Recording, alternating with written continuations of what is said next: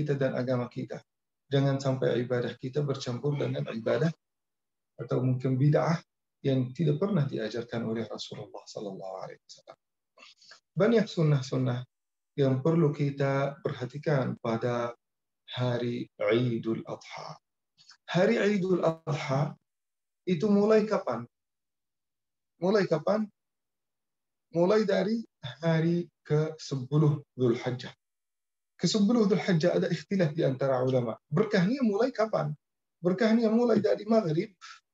Dari maghrib, jadi hari sebelumnya maghrib, atau dari Isya, atau dari jam 12, atau dari salat subuh, atau bahkan dari salat Idul Adha.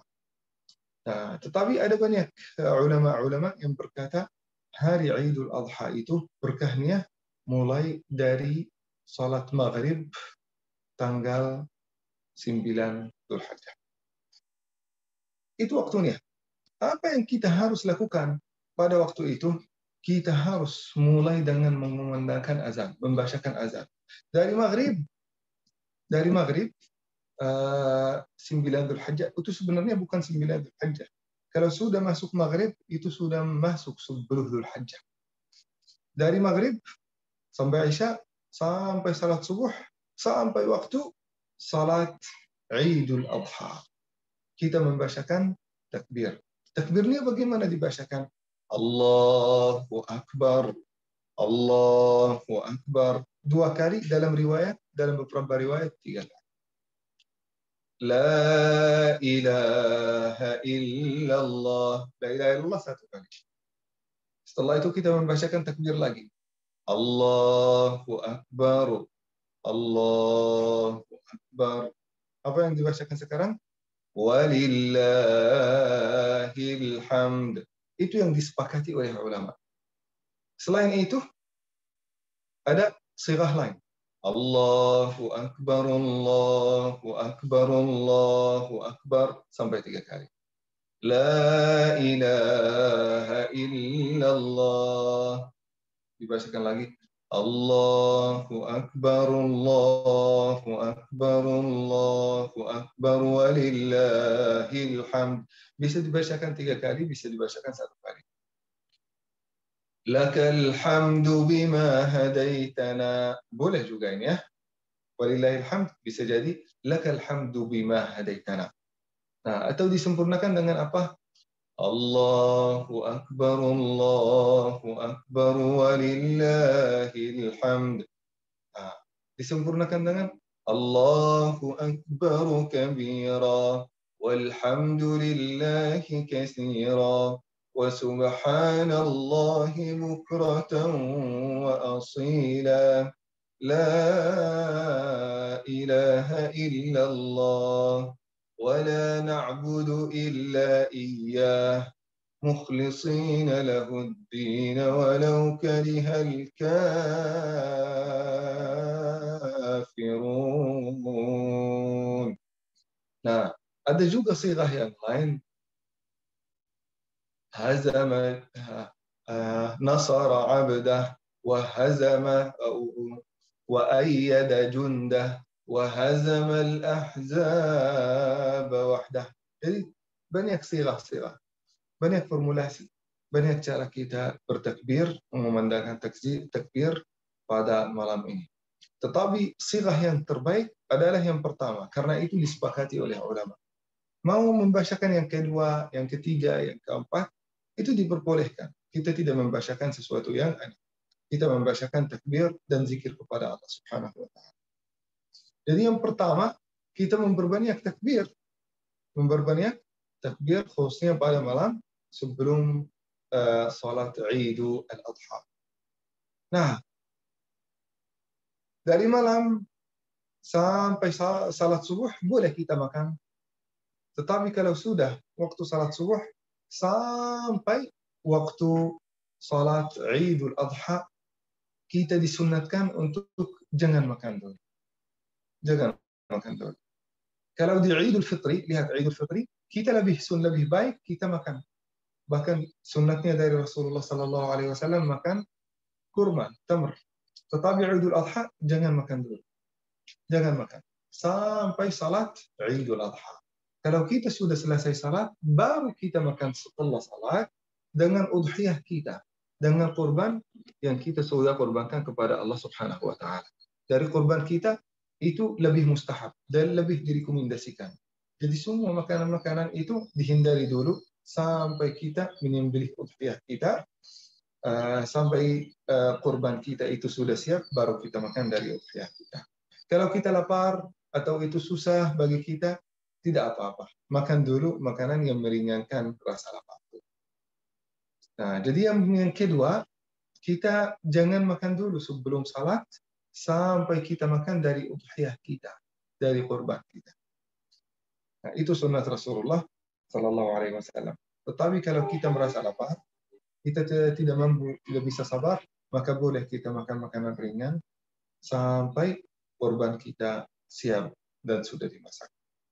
Ini sunnah yang kedua. Sunnah yang ketiga, tajammul liyaumil Aid. Apa artinya tajammul liyaumil Aid?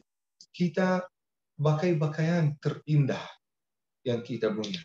Kita tidak usah kita memaksa diri untuk beli makanan atau beli pakaian yang baru atau pakaian yang mahal. Tetapi sunnah Rasulullah Sallallahu Alaihi Wasallam kita memilih di antara pakaian kita yang paling indah. Gak apa-apa yang paling mahal, yang paling indah, yang paling bersih, yang paling enak dilihat, dipandang. Itulah yang akan dipilih dan kita memakainya untuk Eid, salat Idul Adha. Salat Idul Adha itu disunnatkan oleh Rasulullah Sallallahu Alaihi Wasallam untuk berkumpul di lapangan, bukan di masjid. Lapangan itu seperti apa? Lapangan itu terbuka kepada langit dan juga terbuka ke tanah. Jadi kita salat di atas tanah, bukan di atas semen, di atas konkrit. Kita salat di atas tanah, di atas tanah. Dan juga di bawah kita tidak ada bangunan, di atas kita tidak ada bangunan. Itu namanya lapangan. Namanya lapangan. Berkumpul semua masyarakat di situ dan berdoa kepada Allah Subhanahu wa taala, takbir bersama, pakaian-pakaian terbaik. Yang berkumpul di sana adalah orang-orang yang sudah beli hewan kurban, sudah mempersiapkan hewan kurban. Dalam hadis yang sahih, kata Rasulullah sallallahu alaihi wasallam, "Man kana fi yadihi sa'atan, thumma lam yuqarrib lillahi qurbanan, fala yaqrabanna musallana." Barang siapa yang mampu, punya kemampuan, punya harta, tetapi dia tidak rela, tidak beli hewan kurban, maka jangan mendekati lapangan kami. Jangan mendekati musalla kami. Jangan mendekati salat Id kami. Nah, kenapa? Karena dia mampu beli hewan kurban, tetapi tidak rela mengeluarkan hartanya semata-mata karena Allah Subhanahu wa taala untuk beli hewan kurban.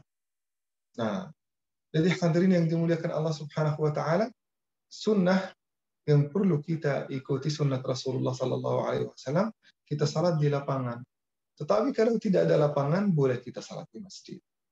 Boleh kita salat di masjid. Yang salat di masjid sudah kehilangan atau sudah tidak dapat pahala sunnat lapangan yang disunatkan oleh Rasulullah Sallallahu Alaihi Wasallam.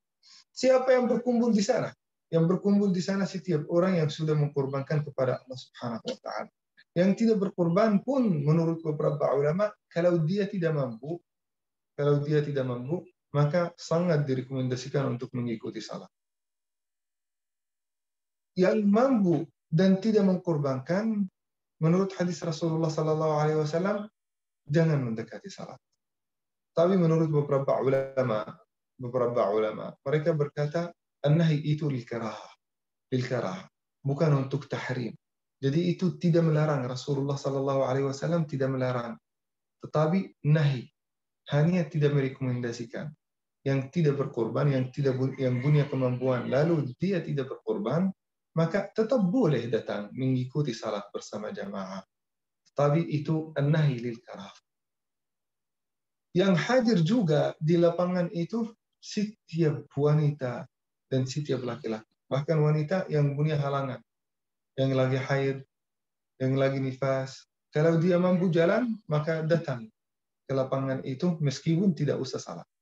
Tidak usah salat. Karena lagi haid atau lagi ada halangan, maka tidak usah salat, yang penting kita menyaksikan berkah musalla itu, berkah hari itu, berkah doa yang dipanjatkan oleh umat Islam pada hari itu. Meskipun lagi haid. Nah, dan juga ini salah satu dalil bukti bahwasanya di dalam musalla, di dalam masjid, wanita yang haid itu boleh masuk masjid, boleh masuk masjid, boleh i'tikaf selama tidak salat dan tidak menyentuh Al-Quran. Ini menurut beberapa ulama, tapi beberapa ulama yang lain tidak membolehkan. Jadi hadirin yang dimuliakan Allah Subhanahu wa taala, sunnat Rasulullah sallallahu alaihi wasallam kita berkumpul di lapangan, setiap orang di antara kita menunjukkan persatuan di antara kita kepada Allah Subhanahu wa taala. Sama-sama kita berdoa, sama-sama kita bertakbir, sama-sama kita salat, sama-sama kita minta dari kedermawanan Allah Subhanahu wa taala pada hari tersebut. Jadi kita berkumpul di lapangan sesuai dengan sunnah Rasulullah sallallahu alaihi wasallam. Sebelum kita berangkat ke lapangan, maka kita harus juga mandi besar. Mandi besar itu seperti apa? Mandi besar kita memandikan al-janibul aiman, bagian kanan dari tubuh kita. Mulai dari bagian kanan bawah kaki, setelah itu bagian kanan atas, setelah itu bagian kiri kaki, dan juga setelah itu bagian kiri atas. Kalau kita setelah itu kita ta'mimul badan bil ma', kita mengeneralisasikan tubuh kita dengan air. Kita menutupi tubuh kita dengan air, membersih diri kita semampu kita. Setelah itu diikuti dengan wudu. Itulah adalah mandi besar. Mandi sama juga mandi junub. Kita sangat disunatkan untuk mandi pada hari Idul Adha atau Idul Fitr sama juga. Mohon maaf. Kita disunatkan untuk menggunakan minyak wangi.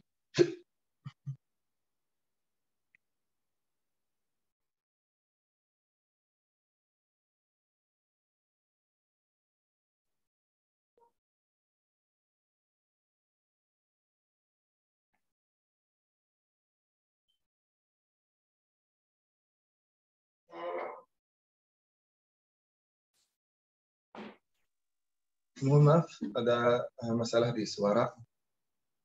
Jadi sunnat Rasulullah Sallallahu Alaihi Wasallam kita disunatkan untuk irtisal, untuk mandi. Setelah kita mandi, kita menggunakan minyak wangi terbaik kita. Minyak wangi terbaik kita. Karena kita akan berkumpul dengan umat Islam. Tidak wajar kalau kita masih punya bau badan yang tidak enak dicium. Maka kita berusaha untuk enak dipandang dan juga enak dicium. Kita pakai minyak wangi terbaik kita. Itu sunnah Rasulullah Sallallahu Alaihi Wasallam yang disebutkan di dalam Muwatta al-Imam Malik. Muwatta al-Imam Malik ini ditulis, dikumpulkan, kitab hadis ini dikumpulkan sebelum Sahih Al-Bukhari. Belum ada Sahih Muslim, belum ada Sunan Tirmidzi, belum ada Sunan Abi Dawud, belum ada Nasai. Imam Malik menulis sunnah Rasulullah Sallallahu Alaihi Wasallam di dalam Muwatta. Setelah itu hadirin yang dimuliakan Allah Subhanahu wa taala, awas jangan sampai kita termasuk orang-orang yang berpuasa pada hari Id. Karena ini termasuk di antara hari-hari yang dilarang oleh Rasulullah Sallallahu Alaihi Wasallam. Nah, di antara juga sunnat hadirin yang dimuliakan Allah Subhanahu wa taala yang perlu kita perhatikan pada hari Idul Adha, kita kalau berangkat ke lapangan maka kita pergi dari satu jalur, dan kalau kita mau pulang kita melewati, kita lewat dari jalur yang berbeda. Kenapa? Supaya kita silaturahim dengan semua orang-orang yang berada di jalur tersebut. Jadi hadirin yang dimuliakan Allah Subhanahu wa taala, saat kita mau berangkat ke lapangan, maka kita berusaha untuk datang ke lapangan lebih awal. Kalau sebelum terbitnya matahari lebih bagus. Sebelum terbitnya hari lebih bagus, supaya ada waktu kita silaturahim dengan semua orang yang ada di jalur tersebut. Balik juga setelah Idul Adha, kita juga silaturahim dengan semua orang yang berada di jalur tersebut. Itu sunnat Rasulullah Sallallahu Alaihi Wasallam. Waktu salat Id itu kapan? Setelah terbitnya matahari 10 menit sampai 15 menit. Bimiqdarkum. Kita melihat anak panah dari ufuk horizontal, sudah matahari itu naik berapa santi, atau mungkin berapa santi, hampir mungkin kurang lebih 20 santi. Tapi itu sudah kita tidak bisa memperkirakan itu karena ada banyak gunung-gunung. Maka setelah terbitnya matahari 15 menit sampai 10 menit. Itu perkiraan para ulama. Jadi kita lewat dari satu jalur, ketika kita pulang juga dari jalur yang berbeda. Kita juga sangat direkomendasikan untuk berangkat ke salat dan lapangan Idul Adha atau Idul Fitri. Kita berangkat pakai menggunakan kaki kita. Kita jalan kaki. Nah, kalau kita mampu tidak menggunakan motor, tidak menggunakan mobil, itu yang terbaik. Kita jalan kaki ke lapangan. Tetapi kalau musalla itu sangat jauh dari kita, maka boleh kita menggunakan kendaraan. Jadi kalau kita berangkat jalan kaki, dapat pahalanya dari Allah Subhanahu wa Ta'ala jauh lebih banyak daripada orang yang menggunakan kendaraan. Setelah itu hadirin yang dimuliakan Allah Subhanahu wa Ta'ala, sangat disyariatkan untuk perempuan kaum Hawa untuk berangkat dan mengikuti, menyaksikan salat Idul Adha, tetapi harus menggunakan hijab syar'inya, pakaian yang menutupi semua aurah, dan tidak ada make up. Tidak disunatkan kita untuk menggunakan make up, tidak juga menggunakan parfum yang dicium oleh kaum laki-laki. Itu hadirin yang dimuliakan Allah Subhanahu wa Ta'ala, salat-salat atau mungkin sunat-sunat yang kita sangat dianjurkan untuk melakukannya pada Idul Adha. Adapun beberapa bid'ah atau beberapa hal yang tidak direkomendasikan untuk melakukannya pada Idul Adha. Di antaranya hadirin yang dimuliakan Allah Subhanahu wa Ta'ala, kita ziarah al-qubur. Kita berkunjung atau pergi ke makam-makam saudara kita, makam keluarga kita pada hari Id. Kita mengkhususkan ziaratul maqabir atau berkunjung ke kerabat kita yang sudah wafat lebih duluan pada Idul Adha atau Idul Fitri. Ini sangat tidak disyariatkan oleh umat Islam, oleh Rasulullah sallallahu alaihi wasallam. Kalau kita ingin berkunjung ke makam-makam, maka itu diperbolehkan, tetapi jangan mengkhususkan satu hari ini. Karena Rasulullah sallallahu alaihi wasallam tidak pernah melakukannya pada Idul Adha atau Idul Fitri. Idul Fitri itu hari kita bahagia. Hari kita mengikuti sunnah Rasulullah sallallahu alaihi wasallam. Hari kita melakukan ibadah-ibadah yang disyariatkan oleh umat Islam. Kalau kita ingin berkunjung dan juga ingat saudara kita yang sudah meninggal lebih duluan, boleh dilakukan pada hari lain. Tetapi jangan mengkhususkannya, menjadikannya pada hari Idul Adha atau Idul Fitri. Di antara bid'ah juga, atau mungkin amalan-amalan yang tidak disyariatkan, di dalam musalla, laki-laki salam dengan perempuan, perempuan salam dengan laki-laki. Itu tidak disyariatkan. Tapi disyariatkan laki-laki salam di antara mereka tanpa ada ikhtilaf. Jadi perempuan sendirian, laki-laki pun juga sendirian. Nah, tetapi satu musalla, betul, satu musalla, tetapi harus dipisahkan antara laki-laki dan perempuan. Setelah itu hadirin yang dimuliakan Allah Subhanahu wa Ta'ala, banyak di antara bid'ah-bid'ah, banyak di antara kita, banyak di antara umat Islam, mereka begadang sampai salat subuh. Begadang sampai salat subuh, entah itu untuk takbir, untuk apa saja. Itu Rasulullah sallallahu alaihi wasallam pada malam hari berusaha untuk tidur setelah salat Isya. Kalau mau juga qiyamul lail dengan zikir, dengan takbir, dengan tahajud, itu boleh. Sangat diperbolehkan. Tapi banyak di antara umat Islam itu begadang dengan alasan kenapa begadang? Karena besok ada Idul Adha. Ini tidak disyariatkan di dalam agama Islam. Di antara juga bid'ah di dalam Idul Adha adalah kita kadang banyak umat Islam itu tabzir, berlebihan. Makan berlebihan, beli pakaian yang tidak diperlukan, atau mengeluarkan banyak uang bukan pada tempatnya, menghabiskan hartanya bukan pada tempatnya, bukan untuk infak dan dan sedekah, maka ini termasuk tabdzir dan israf, berlebihan dalam mengeluarkan dan menghabiskan harta. Jadi hadirin yang dimuliakan Allah Subhanahu wa taala, kalau kita tidak punya kebutuhan terhadap sesuatu dan kita punya harta, lebih bagus kita menyimpan harta itu sampai kita bisa memanfaatkannya sesuai dengan ridha Allah Subhanahu wa taala, atau diberikan kepada orang yang membutuhkan, kepada tetangga kita, kepada orang-orang yang butuh, kepada orang miskin dan fakir. Nah, jadi hadirin yang dimuliakan Allah Subhanahu wa taala, itu yang tidak disukai oleh Allah Subhanahu wa taala saat kita berlebihan dalam beli makanan. Lalu setelah itu kita buang-buang, kita beli makanan berlebihan, kita masak makanan berlebihan, sehingga kita sendiri tidak membutuhkan itu, lalu kita buang sisa makanan itu ke sampah. Kalau kita punya makanan berlebihan, maka khususkan. Sebelum kita makan, khususkan. Ini bagian untuk tetangga, ini bagian untuk keluarga, ini bagian untuk orang miskin dan fakir. Di antara bid'ah hadirin yang dimuliakan Allah Subhanahu wa taala, tidak membagikan hewan kurban. Kita sangat disyariatkan hadirin yang dimuliakan Allah Subhanahu wa taala. Hewan kurban itu bukan untuk diri kita sendiri aja. Harus dibagikan 3 bagian. Bagian pertama untuk diri kita sendiri, bagian kedua untuk miskin dan fakir, bagian ketiga dihadiahkan kepada teman-teman dan sahabat. Dan juga ada satu sunnah yang kita lupa pada hari ini. Sunnah ini adalah saling silaturahim di antara kita. Silaturahim di antara keluarga terbesar. Silaturahim dengan kerabat. Silaturahim dengan tetangga. Silaturahim dengan teman dan sahabat. Kita sangat disyariatkan untuk silaturahim pada hari ini. Bahkan Rasulullah SAW mensyariatkan kita mengganti jalur saat kita berangkat ke lapangan itu, dan juga jalan kaki, supaya kita memaksimalkan silaturahim kepada saudara-saudara kita, tetangga-tetangga kita. Dan juga di antara sunnat Idul Adha, kita saling memaafkan. Kita saling memaafkan. Apapun dosa di antara kita, apapun kezaliman di antara kita, kita berusaha untuk saling memaafkan, karena pada hari itu orang-orang yang akan dapat berkah Idul Adha adalah orang-orang yang sudah memaafkan.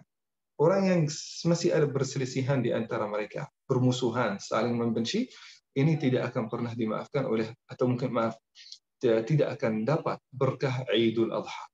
Jadi yuhramu al-barakah fi hadzal yaum, orang-orang yang tidak akan pernah dapat berkah pada hari ini, pada hari Idul Adha, adalah orang yang masih ada perselisihan di antara mereka.